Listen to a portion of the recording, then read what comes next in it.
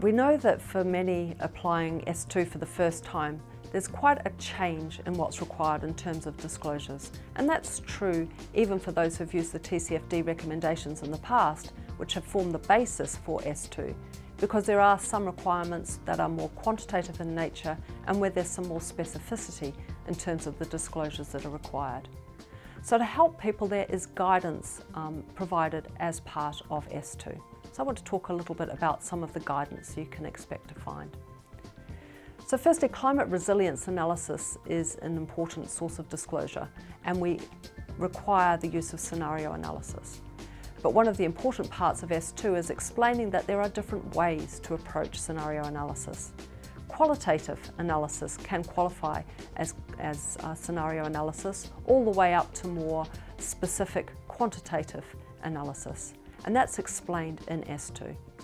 And we refer people to the TCFD guidance on scenario analysis as a means of upskilling and providing additional information to support the application of S2.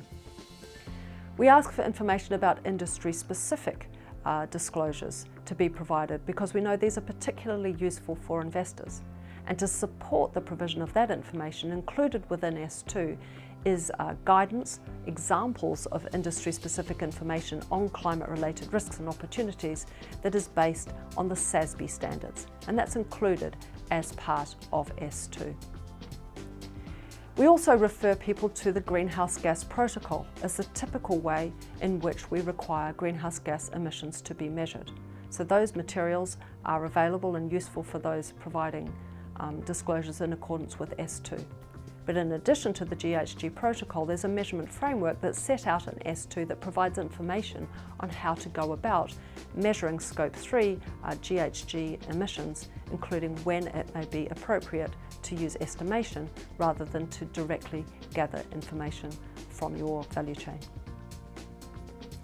In addition to that, we have illustrative examples included in S2 that provide examples of the types of disaggregation of information that may be necessary to provide additional insights for investors.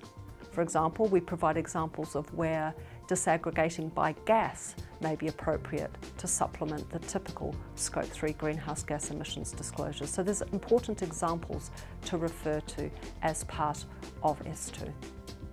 In addition, we ask for disaggregation of information provided on greenhouse gas emissions, Scope 1 and Scope 2, between those applicable to the consolidated accounting group and other investees, and an example of that is included in S2. So you'll find a lot of supplementary guidance and materials that is provided alongside the standard to really help people to get off to a good start. In addition to that, we describe how to think about the value chain, and of course in the first year that S2 is provided, we don't require that information be disclosed about Scope 3 greenhouse gas emissions, and that's really designed to help people have a little more time to get used to the accounting in accordance with S2 and to become more familiar with their value chains.